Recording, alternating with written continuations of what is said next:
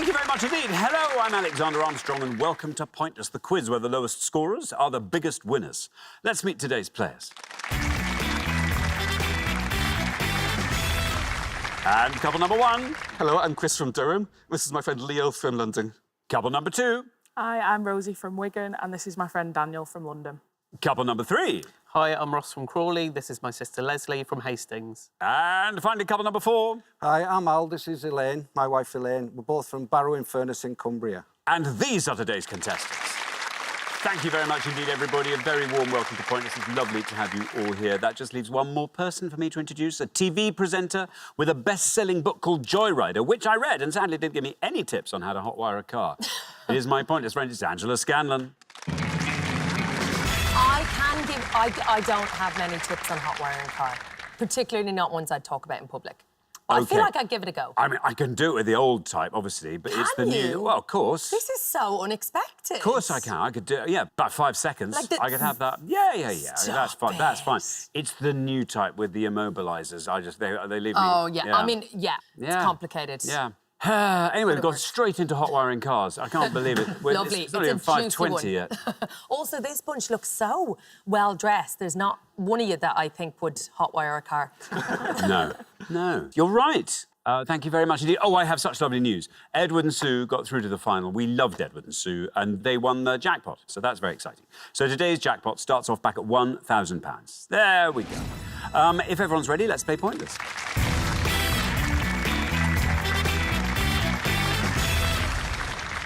Just remember at all times, it's the pair with the highest score, etc., etc. So you can keep your scores low, and etc., etc. There we are. Best of luck to everybody. Our category for round one today is Quizmasters. Can you all decide in your pairs who's going to go first, who's going to go second? And whoever's going first, please step up to the podium. OK, and the question concerns TV, quiz and game shows that have changed their hosts. Just imagine that, Angela Scanlon. It will never work, OK? In a moment, we're going to show you a list of 6 quiz and game shows broadcast on British television. We are looking for anyone who is credited as hosting any of the shows listed. OK, thank you very much. So I'm going to put those quiz shows / game shows up on the board, and here they come. We have A Question of Sport, Blankety Blank, Family Fortunes, Mastermind, University Challenge, Weakest Link. Angela. This is according to imdb.com up to the end of July 2024. And to be clear, we are only including the main programme series, not offshoots or special editions. There we are. Thank you very much indeed. Now, Chris. Hello. Welcome. From Durham. From Durham. Tell me all about yourself. In fact, tell all of us about yourself. It's not just me. I've been friends with Leo for about 8 years now, but today is the first time we've actually met in person. So we've been online friends, talking daily, pretty much. What was the most surprising thing about him? His height. Shorter than you were expecting. Yeah. You were thinking, I thought he was taller than me. The moustache wasn't a surprise. You know, I used to have a beard, but he shaved it off this morning. Just this morning? Just this morning. It was an accident. So many... What? How do you accidentally Hang on a shave minute. your beard off? Stop! OK, I'm going to come to you in a minute. We'll have to cover the beard accident in a moment. We have to hold your horses. Just wait. We'll get to that at the end of this round. OK, yes, right. Chris, continue. How come you met online? Were you gamers or you... So, yeah, we play games online. And I met his friend through that. Yes. And then he introduced me to Leo through that as well, and we just clicked and got on and... Wow, but you sort of know each other very well. Exactly. There's no awkward small talk. There's no, No, you finish each other's... sentences. Exactly, Yeah. yes, good. Chris, I think you're going to be very good at this. I don't know why, I just get that from you. Well, I might disappoint you. I know a few of them, but hopefully it's low. With the weakest link, Ramesh Ranganathan. Ramesh Ranganathan, says Chris. Shall we see how many of our 100 people said that? Ramesh. Ramesh Ranganathan is absolutely right. Down we go. This is a terrific answer. Down it goes to 4. And that's a great start to the show and indeed to the round. I'm just going to say you don't actually even have to identify which of these shows you're going for. You can just throw a name at them. I'll give you a bonus. If you like. Well, you gave us a bonus there. Yeah. You can just throw a name at it, see if it sticks. There we are. Sorry. Love it. Ramesh Ranganathan began hosting The Weakest Link when it returned to screens in 2021. Julie Hesmondhalgh provides the voiceover. She is perhaps best known for playing Hayley Cropper in Coronation Street. Thank you very much indeed. Now then, Rosie, welcome back to Pointless. Hi. Great to have you with us a second time. We need to know more about you, Rosie. So I'm from Wigan and I'm a marketing coordinator at a college. I like going to concerts, I like live music. Very good. Any particular genre of live music, or are you fairly easy in your tastes? Yeah, a bit of a mixed bag, to be honest. I like Do you go to it. any classical live music? No, maybe it's Not not, yet. that mixed. Not yet. No, not the yet. moment will come. Very good indeed. Now, Rosie hosts. Pretty awful board for me, I'm not going to Is lie. it? Yeah, I think I just watch Pointless and that's it. That is the right answer, by the way. So literally the only one that I know, and it's pretty obvious, is Anne Robinson for Anne The Weakest Robinson. Link. Okay, Yeah. you've said Weakest Link, but you didn't need to. Oh, yeah, you I could have don't just, you need could to. just throw the name out there. Just pin the name on. Anne Robinson, should we see how many of our 100 said that? Anne Robinson is absolutely right. 4 is our only score at the moment. 27 for Anne Robinson. That'll do. Anne Robinson was the original host, of course, of Weakest Link between 2000 and 2012. That's a good innings, isn't it? Countless international hosts have modelled themselves on her, often using her trademark mean style. She brought in a whole era of meanness. Yeah, I don't know if we can pin it all on her. can She's we? not a mean person. She's actually rather a lovely person. She is lovely. But she specialised in that rather curled lip. Well, it was a I'd- caricature, wasn't Well, it? yes. But we hadn't had meanness in that way. And everyone rather Yeah. relished it. I think we've now had enough of the mean now. I think we're ready for I think something we're ready for something- gentle yeah. and fabulous. Exactly. Thank you very much. Thank you. It's almost like I was fishing for that. Leslie, welcome back to Point. It's your third show. It is. It's your last chance to tell us more about yourself. So I enjoy running. I do 3 5Ks a week. What? Oh, A week? yeah. And 3 I- 5Ks? How long does it take you to do 5K? You just dash it off in minutes. Around 30 minutes. So That's it's very okay. impressive. And I like hiking. I go walking in Seven Sisters Country Park and Hastings Country Park as well. Lovely. Very active. Leslie, who are you going to go for? There is a few people. I don't know if I should go for my risky one. Show 3, Leslie. I know. If not now, when? Do it, do Ah. Do it. I don't know if I will. Which she wasn't very persuaded by that, was she? No. I know. I really I went might for it. play it safe. Les Dennis. Les Dennis. Les Dennis. Let's find out. If Les Dennis is right, let's see how many of our 100 said it. Les Dennis is absolutely right. 27 is our high score, 4 is our low. 47 for Les Dennis. I'm guessing that wasn't your risky one. No. Les Dennis was the host of Family Fortunes between 1987 and 2002. Thank you very much indeed. Now, Elaine, welcome to Pointless. It's lovely to have you here. Tell us all about yourself. Well, I'm very happily retired now, and What were you doing before? most of my working life was in the magistrates' court. I see. And tell me, give us a little snapshot of the kind of things you like to do in your retirement. I love sport, but Yeah. my age now, I'm confined to watching it rather than actually participating in That's nice. So what's your favourite one to it. watch? Favourite one, tennis. I've Tennis. been to Wimbledon numerous times. There we are. Good for you. Now, Elaine, who are you going to go for? I think I'll go for Magnus Magnusson. Magnus Magnusson, says Elaine. Should we see how many of our 100 said Magnus Magnusson? Magnus Magnusson is absolutely right. Well, 47 is our high score, 4 is our low. You passed the high score. There you are on 33. Magnus Magnusson was, of course, the original host of Mastermind between 1972 and 1997, when the show would attract audiences, don't get upset, of up to 20 million people. You should see our Pointless Celebrities. Yeah. Have you I ever mean- done Mastermind? No. No. What would be your subject, do you think? Tintin, Wow. I think. OK. Yeah. Nice. I mean, everyone can do classical music. Yeah, everyone Tintin. expects that, you know. They do, Tintin feels they a do. little left A little field. bit more recherché. Thank you Exactly. very much indeed. We are halfway through the round. Let's have a look at those scores. I can tell you that 4, Chris. I mean, I thought it was a good score at the time. I now realise how good a score It was. Very well done indeed. The best score of the past. Then we travel from there to 27, which is where we find Rosie and Daniel. From there to 33, which is where we find Elaine and Al. And from there to 47, where we find our third showers, Leslie and Ross. Ross, it's going to have to be a low score from you. Good luck with that. We're going to come back down the line now. Will the second players please step up to the podium? Al. Thank you for bringing that shirt into all our lives. That's a lovely thing. Al, tell us all about yourself. Well, I'm semi-retired now, and we both love going walking up the lakes, and we sort of formed a group of people who do that called the Wobbly Walkers, because there's probably about 10 or 12 of us, and every one of us has got like a replacement knee or a limp or whatever it might be. So we're the Wobbly Walkers. So it's just not quite as speedy as the other walkers, or maybe you are speedy. And there's always a pub halfway around or at the end of the walk. Of course, like every good walk. I think at the end's better. Yes. Yeah. Halfway, Well, no. Safer too, I Well, think. that's true. Yeah. Yeah. There's always one person going, come on. You're going, nah, no. Al, you are on 33. We're looking at a score of 13 to avoid becoming the high scorers at this early stage. What are you going to go for? I've got two in my mind, and one going back a lot of years, and I hope it was him, for Question of Sport, David Coleman. David Coleman says, Al, here's your red line. Let's see what happens when we say David Coleman. It's right, and I think that's a brilliant answer. Look at that. Down it goes to 5. Very well done indeed, Al, taking your total up to 38.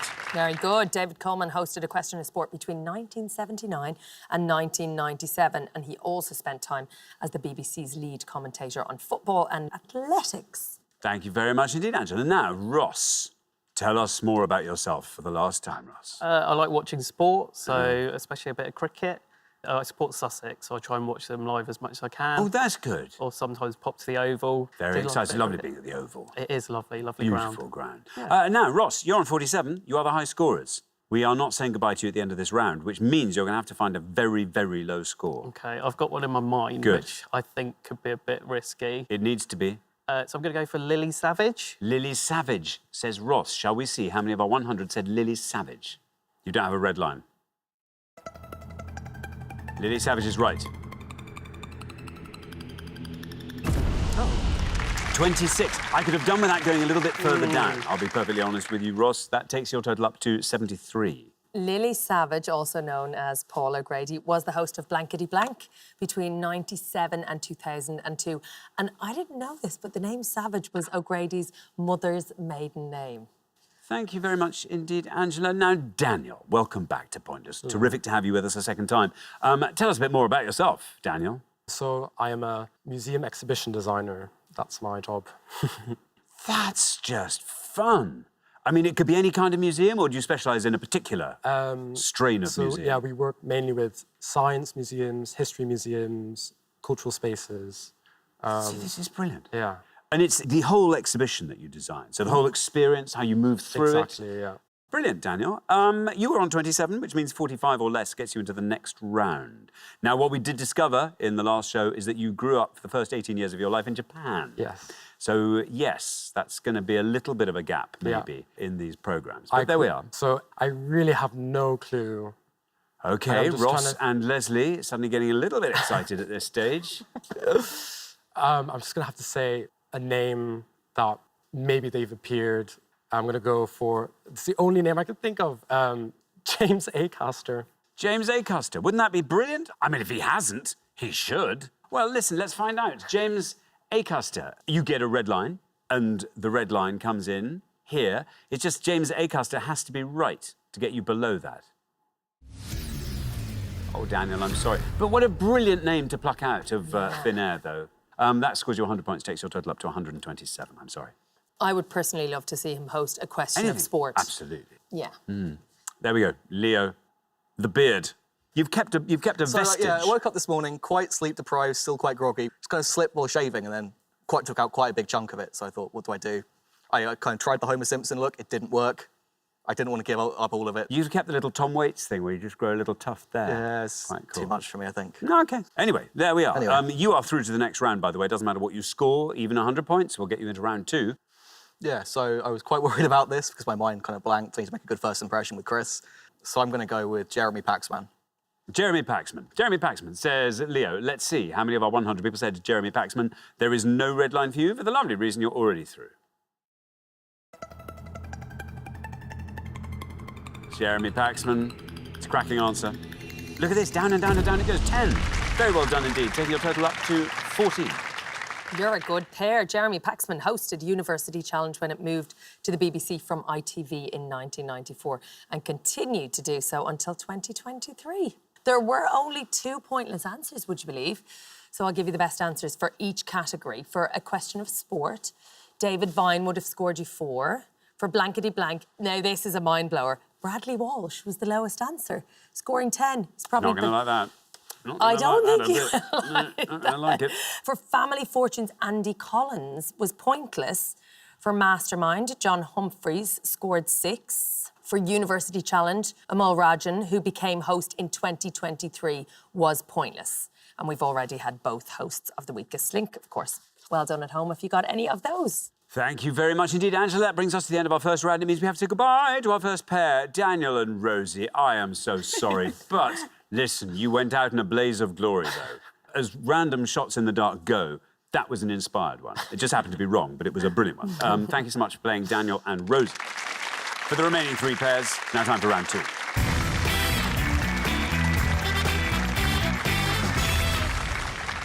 And look at that. There we are, down to 3 pairs. Very much in the teeth of pointless now. Best of luck to everybody. Our category for round 2 today is foods with short names. Can you all decide in your pairs who wants to go first, who wants to go second?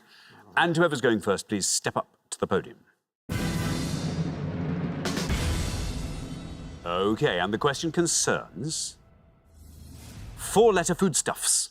So, on each pass, we're going to show you 6 descriptions of foodstuffs that have a 4-letter name. We'll also give you the initial letter of each food. Please give us the name of the food you think is the most obscure. I do love the word foodstuffs. Foodstuffs. Foodstuffs. There we are. OK, let's reveal our first board of 6 clues to 4-letter foodstuffs. And we have creamy cheese with a white rind, named after the historical French region it originated from. B, flat leavened bread made in a round or teardrop shape and traditionally eaten with Indian cuisine. N, canned food product consisting of a mixture of pork and ham, popularised after its use during World War II. S, long green pods of seeds from a plant native to tropical parts of Africa, otherwise known as lady's fingers. O, Mexican pancake made from corn, which is folded and then filled, usually with meat and vegetables. T, and herb with fresh-tasting leaves, often used to garnish mojito and grasshopper cocktails. M. Chris, it is over to you. So I think I know them all. I'll take a bit of a risk and go for the long green pods and say okra. Okra, says Chris. Shall we see if that's right? Shall we see how many of our 100 said okra? Absolutely right, okra. Chris, down he goes to 39.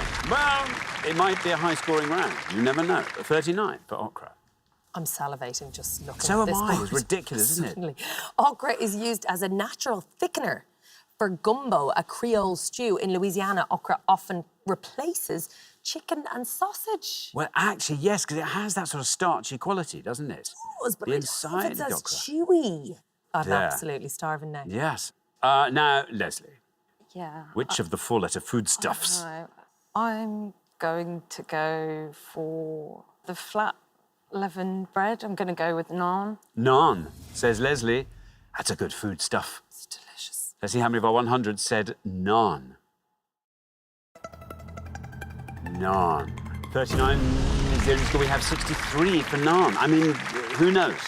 Hard What's to your guess. favourite type of naan? Keema naan. Ooh. Yeah. Oh, Peshwari is lovely Oh, too. it's so delicious. The world's largest naan bread, did you need to know? You did. Was made in Canada in 2016 and weighed exactly 32 kilos. That's a lot. vast. It's a good Yeah. bit. Thank you very much indeed. Elaine, you're the last person to have this board. Would you like to fill in all our blanks and then select one?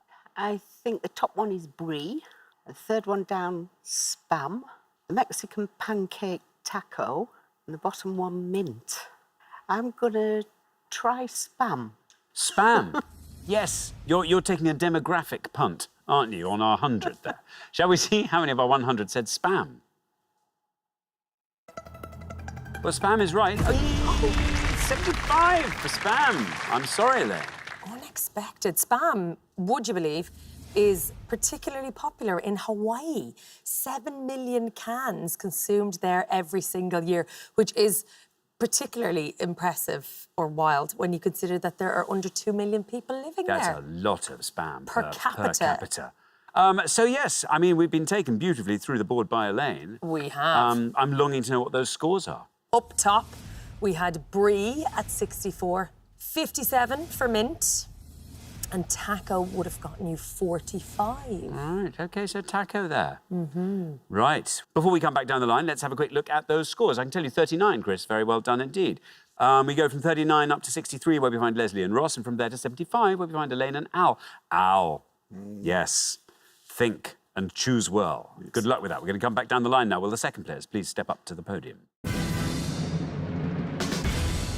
Now we are going to put 6 more clues to 4-letter foodstuffs up on the board, and here they are. We have got white crystals of sodium chloride used to enhance flavour. S. Clarified butter used in Indian cuisine and for Hindu rituals. G. Marine pufferfish eaten as a delicacy in Japan that must be carefully prepared to remove all poisonous parts. F. Fruit with a hairy brown exterior that is green and sweet with black seeds on the inside. K. The meat of a young sheep, traditionally eaten with mint sauce. L. And mild Dutch cheese, usually coated in a casing of red wax.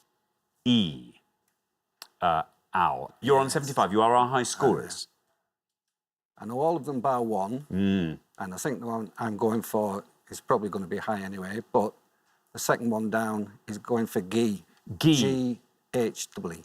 Ghee. Thank you very much. A little bonus. We all learned how to spell ghee. No red line for you, as you're the high scorers, but let's see how many of our 100 said ghee. That's a great choice. Ghee is right. Very well done. 44, Al. Good score, taking your total up to 119. Images of gods are washed in ghee, sometimes used to light holy lamps and can be poured onto an altar fire. So aside from it being a 4-letter foodstuffs. Thank you very much indeed. Ross, you were on 63. 55 or less will get you into the head-to-head. So I know all of them bar one, so it's just picking the lowest. I think I'm going to go for... Let's go for Edam. Edam. At the bottom there. Shall we see? Here is your red line. Shall we see if we can get you below that with Edam?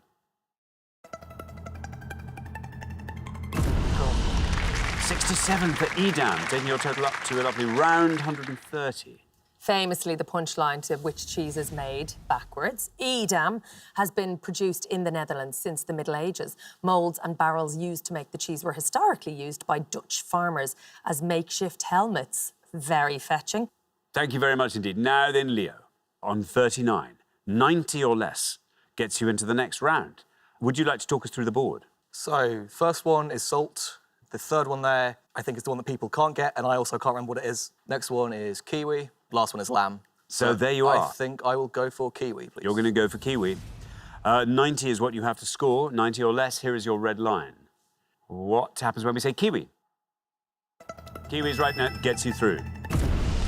72, but it takes your total up to 111. Ooh, a lucky number for some. Should we go through the So board? I think we're going to have to. Should we do the easy ones first? So, go on. Salt. Boom. 73. Lamb. 85. That's good. So, the famous pufferfish. I mean, my goodness, it's Do you a know sort it? of... No, I don't. No. Because I can't tell you what it is, but I know when you tell me it, we will all go, We'll yes! all know. I knew it. Fugu.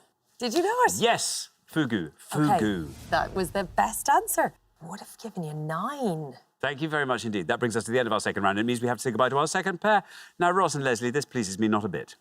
It's too sad, but it's been lovely having you on the show. Thank you so much for playing. Ross and Leslie, you've been brilliant. For the remaining 2 pairs, though, it is now time for the head-to-head.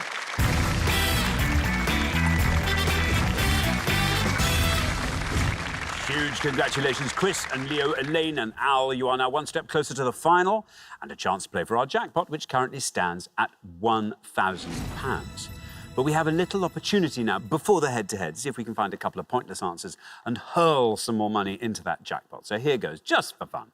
We gave 100 people 100 seconds to name as many bebop musicians as they could, Angela. You will see 6 options. 2 are scoring, 2 are pointless, and 2 are not names of bebop jazz musicians at all. £250 in the jackpot for each pointless answer. Thank you very much indeed. So can you spot the pointless bebop musicians from these 6 possibles? And we have Dizzy Gillespie, Cannonball Adderley, Mary Lou Williams, Zach Hanson, Roxy Carlin, and Sonny Stitt. Who knows anything? Who wants to share some things? Well, I think Dizzy Gillespie is definitely one. Dizzy Cannonball is definitely right. OK, so we've got 2 names there. I think Dizzy Gillespie's scoring, I had to guess. He will be. The last 4, no clue. OK, well, Chris and Leo, who would you like to nominate? I think we go from the bottom 4. Should we go for... Roxy Carlin? Yeah, go on then. Roxy Carlin. What instrument do you think Roxy Carlin plays? Saxophone. Sax. Tenor sax. Shall we see? Is Roxy Carlin a pointless bebop jazz musician? That's annoying. Elaine and Al, who would you like to nominate? Pure guess, obviously, Cannonball Adderley. Well, you mentioned Cannonball Adderley. Maybe Cannonball is pointless. Should we find out? Is Cannonball Adderley a pointless bebop musician? Well, as Leo said, it's right.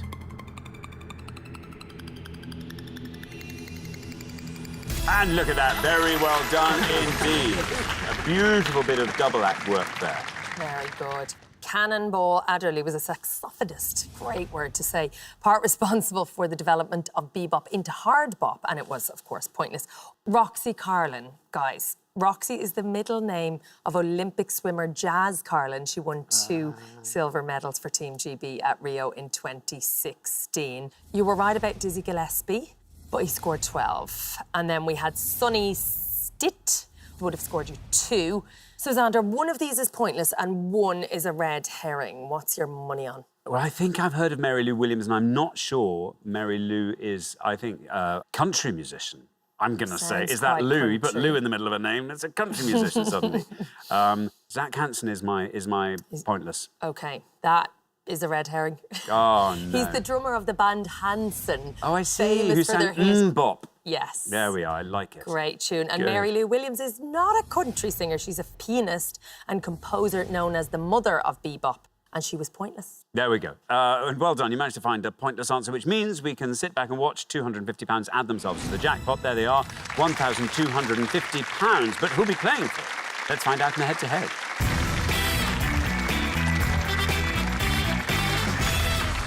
OK, the first pair to win 2 questions will be playing for that jackpot, and you're now allowed to confer before you give your answers. Best of luck to both pairs.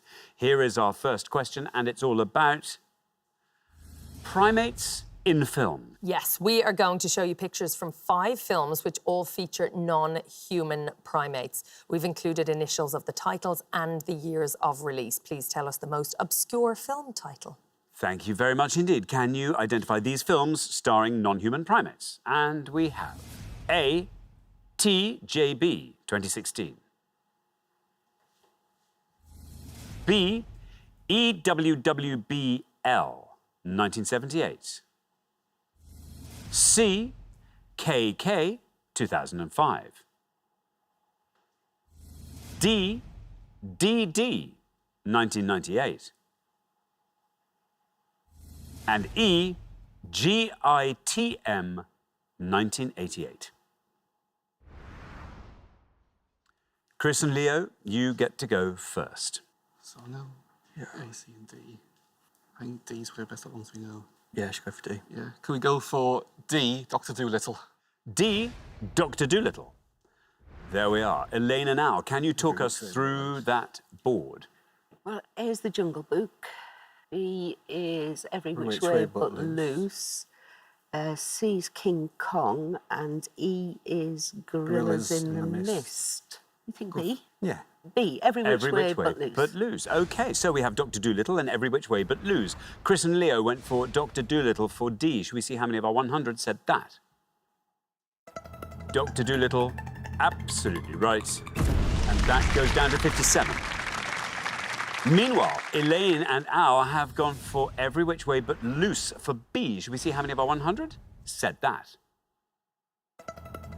Every which way but loose is right, and it wins the point for you. Very well done indeed. Down it goes to 22, and it means Elaine and Al, after one question, you are up 1-0. Well, Elaine took us brilliantly through the board and chose the best answer as well. Yeah. So you had King Kong at 84. That's what that would have given you. The Jungle Book was 40. And then Gorillas in the Mist, 30. Well done. All my life, I've been saying every which way but lose. And I've just realised it's loose. Well, I thought it was Gorillas in the Midst. Oh, really? No. Did you really? Wow. There we are. Well, we've learned something. Every day's a school day. Every day. How'd you like that? There we are. OK, here comes your second question, Chris and Leo. You have to win this one to stay in the game, so good luck. Our second question is all about crossing the Channel. Angela. We are going to give you 5 towns and cities which are connected either by Eurostar trains or the Eurotunnel shuttle, but we have put the letters of the destinations in alphabetical order. Please unscramble the letters and give us the destination, the fewest of our 100 new. Thank you very much indeed. So can you unscramble these alphabetical anagrams? Here they come, and they are all places connected on either side of the Channel. Dulnu, Adamort, Yves Belsu, and Achilles. OK, Elaine and Al.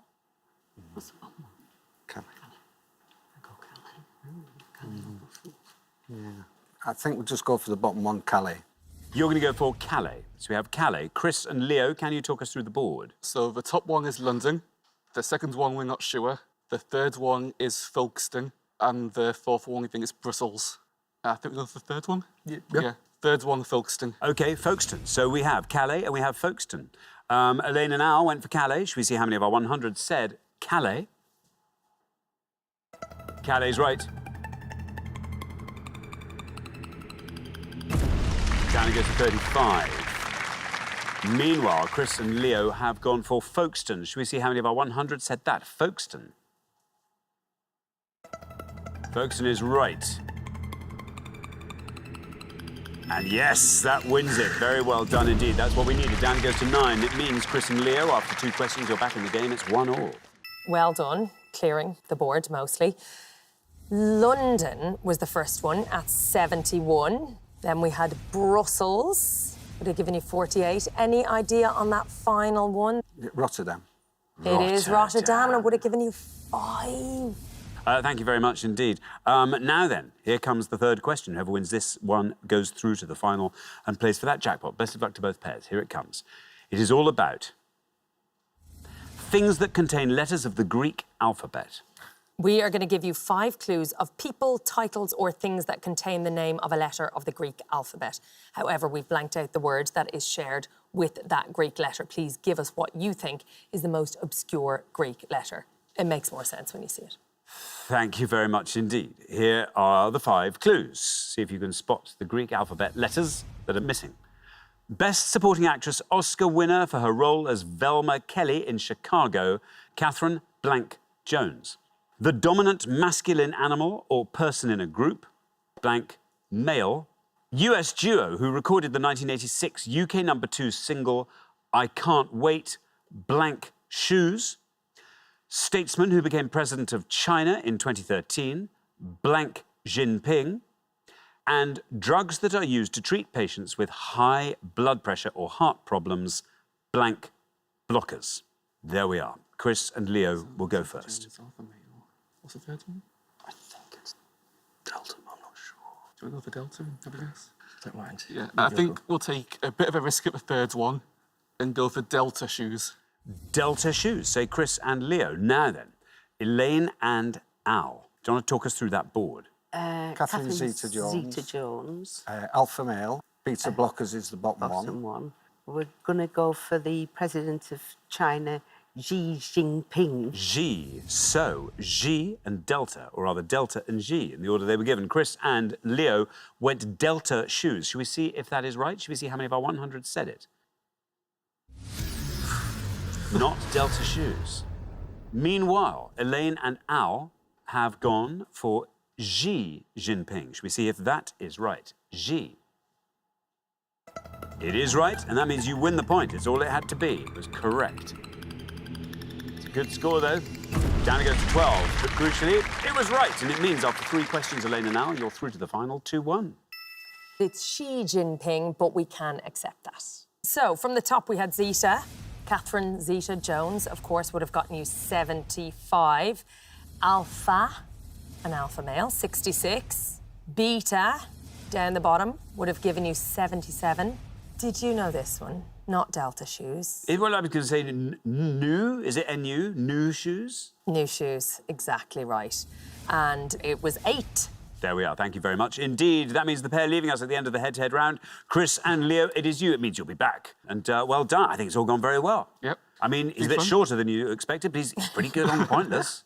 Aye. Yeah. That's all right, Yeah. Excellent. Well, thank you so much for playing. Chris and Leo. For Elaine and Al, though, it's now time for the pointless fight.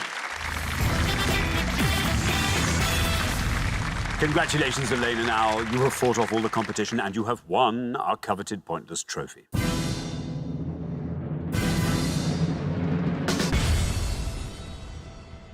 You now have a chance to win the pointless jackpot. And at the end of today's show, the jackpot is standing at £1,250. The question is, what would you like to see come up? What's going to help you win that?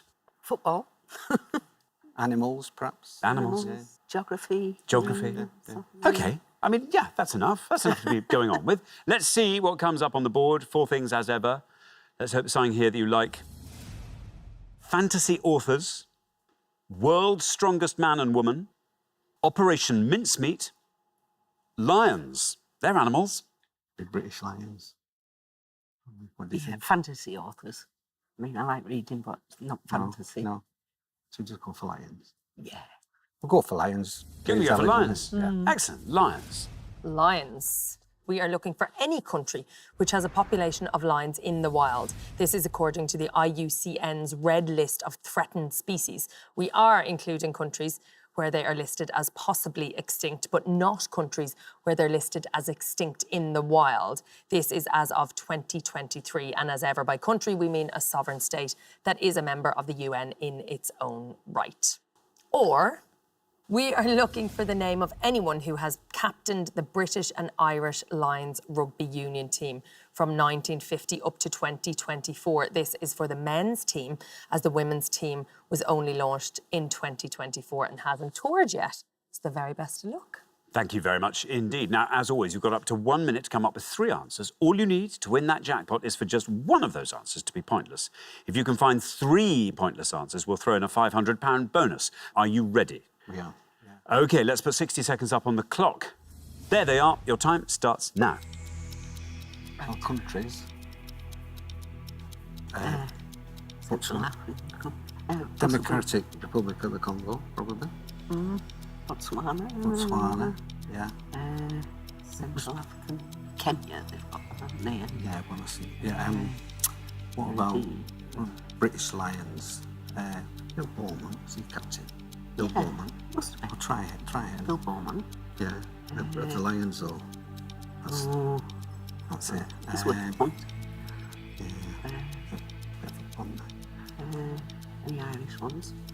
Yeah, but I can't think of his name. Oh, God.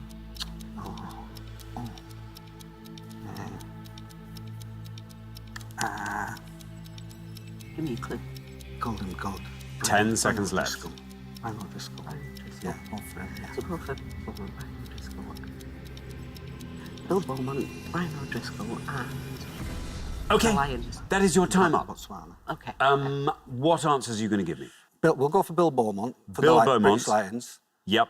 Brian O'Driscoll. Brian O'Driscoll. And for the countries with native populations, Botswana. Botswana. Of those 3, which is your best shot at a pointless answer? I'd say Brian O'Driscoll. OK, Brian O'Driscoll we'll put last. Least likely to be pointless? Bill Beaumont, Bill because I'm Beaumont. not sure whether he was. And then or not. Botswana in the middle there. Bill Beaumont, Botswana, Brian O'Driscoll. OK, well, let's put those answers up on the board in that order. And here they are. We have Bill Beaumont, Botswana, and Brian O'Driscoll, all the Bs. Now, if one of these turns out to be pointless, you'll be leaving here with £1,250. Not bad for an afternoon's work. What would you like to do with that, Elaine? A couple of nights stay up in the Lake District somewhere with some of our wobbly walker friends. And, That would be nice. bed and breakfast and evening meal. Oh, I think that'd be very nice. You have a nice wobbly walk back from the evening Yes, meal. that's right. Al, how about you? Anything you want to add to that? Well, it's a big birthday next year for this one, with a 0 on the end, so... Very important. OK, well, let's have a look at these answers and put them to the test. Bill Beaumont was your first answer. The one you thought was probably least likely to be pointless. Let's find out how many people named Bill Beaumont as a British and Irish Lions captain. Well, he's right. Wow. If Bill Beaumont goes all the way down to 0, you will leave here with £1,250. Down we go with Bill Beaumont through the teens, into single figures, still going down with Bill Beaumont, still going down to 4. This is exciting. 4 for Bill Beaumont. It bodes very well for your subsequent answers. Botswana. We've now gone for countries with native populations of lions. Shall we see how many of our 100 said Botswana? Well, Botswana is also right. We went down to 4 with Bill Beaumont. Can we go lower with Botswana? Might we go down to pointless for £1,250? Down in oh no, 11 for Botswana. We now turn to Brian O'Driscoll. This is the one you thought was your best shot at a pointless answer. So let's find out if Brian O'Driscoll is right. Let's find out if he is pointless for £1,250. Well, he's right. Bill Beaumont was also correct as a captain of the British and Irish Lions. Brian O'Driscoll now takes us down through the teens. Still going down into single figures with Brian O'Driscoll. Still going down to 1. Oh, I'm so sorry. That's really annoying.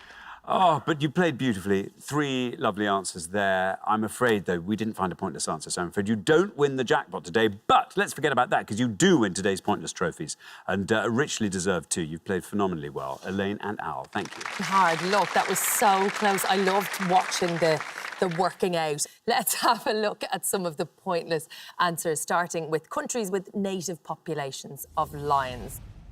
Benin, Central African Republic, Malawi, Senegal. And other pointless answers were Burkina Faso, Chad, Côte d'Ivoire, Gabon, Guinea-Bissau, Mali, Somalia, South Sudan, and Togo. Moving on to post-war captains of the British and Irish Lions. Here are some of the pointless answers you could have had. Alan Wynne-Jones, Gavin Hastings, Sam Warburton, and Willie John McBride. The only scoring answers here were Martin Johnson, Bill Beaumont, as you mentioned, Brian O'Driscoll, and Cliff Morgan. Every other Lions captain was pointless. Very well done if you got any of those pointless answers at home. Thank you very much indeed, Angela. And thanks so much, Elaine and Al. I'm sorry you didn't win our jackpot today. That will therefore roll over onto the next show, when we will be playing for £2,250. Join us then to see if someone can win it. Meanwhile, it's goodbye from Angela. And it's goodbye from me. Goodbye.